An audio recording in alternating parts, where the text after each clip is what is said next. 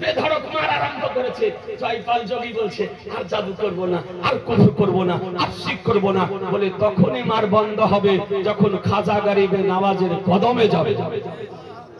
মুসলমান জয়পাল যোগী আদু জাদু ভুলে গিয়ে খাজা গরিবে নওয়াজের কদমে আছে।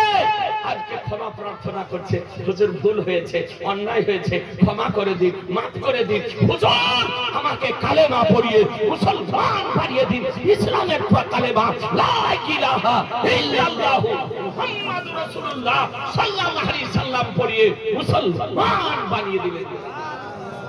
বলবো যে খাজার খড়মে যদি মাঠ থেকে বাঁচতে যদি চাও, আধো সময় আছে, খাজা গরিবে নওয়াজের নিকটে গিয়ে ক্ষমা চেয়ে নাও, এখনো ক্ষমা চেয়ে নাও।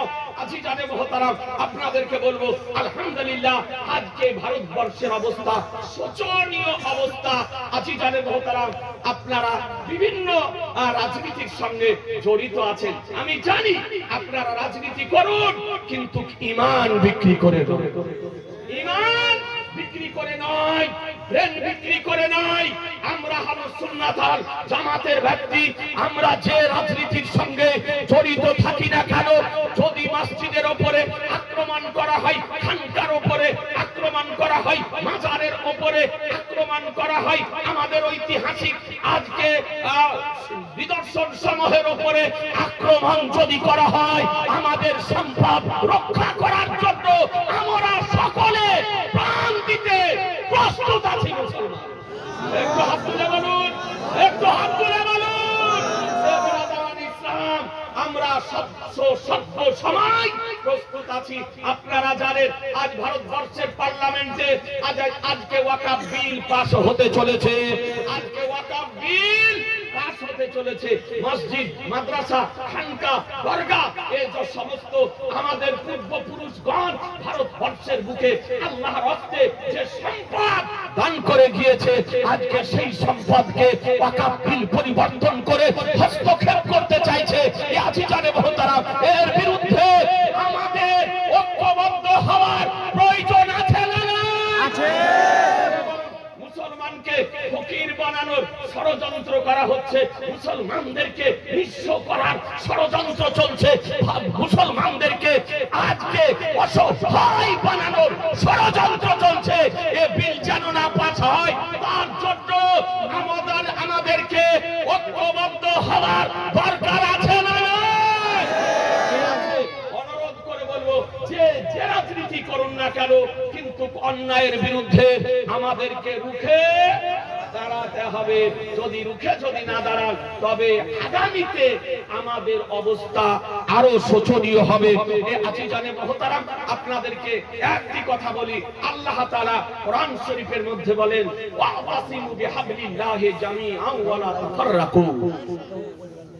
4 পারা সূরা আল ইমরান মধ্যে আল্লাহ তাআলা পরিষ্কার ভাবে বলেছেন যে তোমরা আল্লাহর রশ্মিকে মজবুত করে ধরো, আল্লাহর রশ্মিকে মজবুত করে ধরো, নিজেদের মধ্যে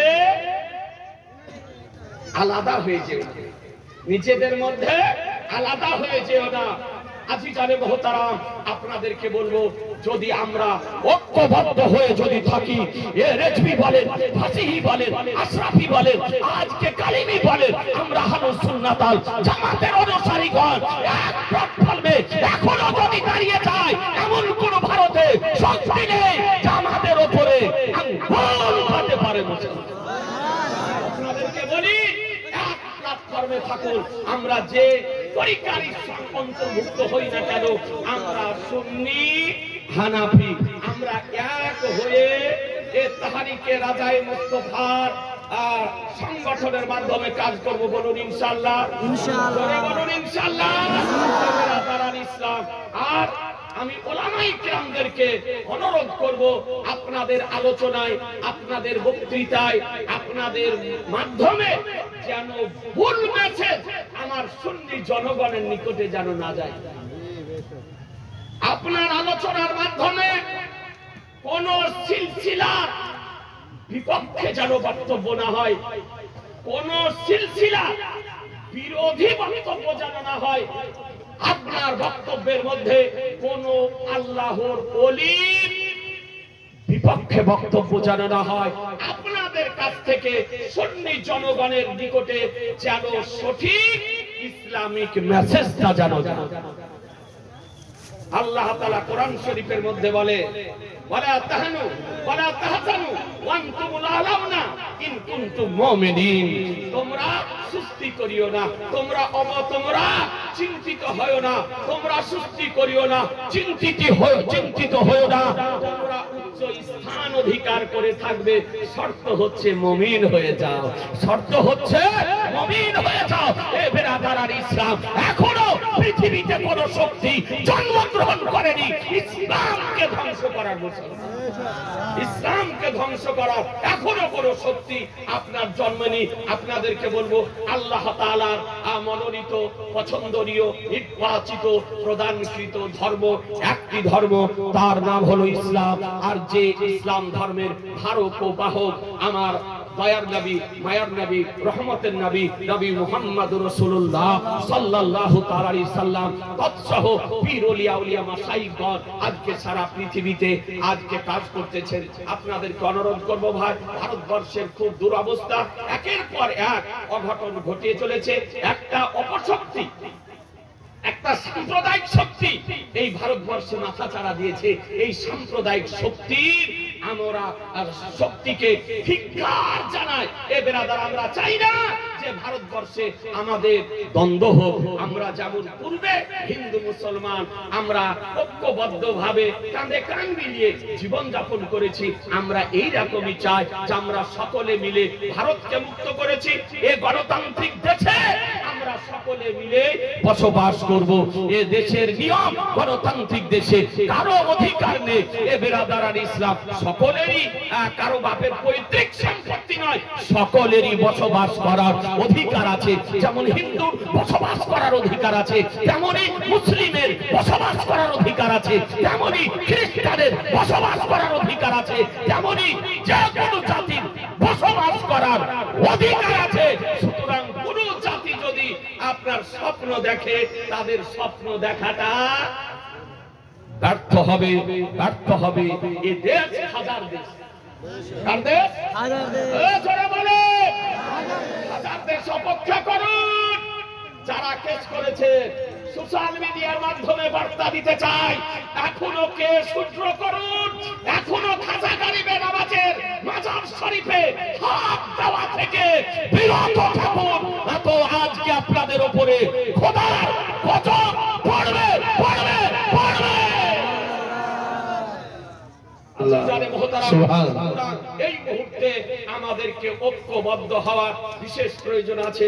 তাই অত্র এলাকার বুদ্ধি সম্পন্ন সচেতন ব্যক্তিদের সুপরামর্শে, ওলামায়ে কেরামদের উদ্যোগে ও নেতৃত্বে তাহরিকে রাজায়ে মুস্তাফা এই সংগঠন তৈরি করা হয়েছে। এই সংগঠনকে আমি মোবারকবাদ জানিয়ে আমার এখানে আলোচনার সমাপ্তি ঘোষণা করছি। ওয়ামা আলাইনা ইল্লাল বালাগ, আস্তাগফিরুল্লাহ রাব্বি মিন কুল্লি জামবি ওয়া আতুবু ইলাইহি, লা ইলাহা ইল্লাল্লাহু মুহাম্মাদুর রাসূলুল্লাহ সাল্লাল্লাহু তাআলা আলাইহি ওয়াসাল্লাম। এ বেরাদার, পরিশেষে বলি, আরেকটি বিষয় বলতে ভুলে গেছি। কখনো আল্লাহর বিরুদ্ধে বলা হচ্ছে, আবার কখনো নবীর বিরুদ্ধে বলা হচ্ছে। জি, কিছু নাড়া, কিছু এই গেরুয়া পোশাক পরা, এইরকম কিছু খাবিস মারদুদ আপনার আমার নবীর মহান ব্যক্তিত্ব আলোচনা করতে তাওহীন করতেছে। এগুলো হচ্ছে সব ধ্বংসের লক্ষণ। এ বেরাদার ইসলাম, এইরকম আড়া নাড়া যদি আমার রাসূলুল্লাহর বিপক্ষে যদি বলে, তো আপনার কিছু যায় আসে না। তবে ভারতবর্ষে সেকুলার দেশে আমি সোশ্যাল মিডিয়ার মাধ্যমে এই মেসেজ দিতে চাই, ভারতবর্ষের পার্লামেন্টে এমন কোন একটি আইন পাস করা হোক যেন কোন সম্প্রদায়ের ধর্মগুলোর উপরে আপনার আঙ্গুল তুলতে না পারে, অবমাননা করতে না পারে, অসম্মান যেন করতে না পারে। তার জন্য কেউ যদি করে, তার জন্য দৃষ্টান্তমূলক শাস্তির ব্যবস্থা করা হোক।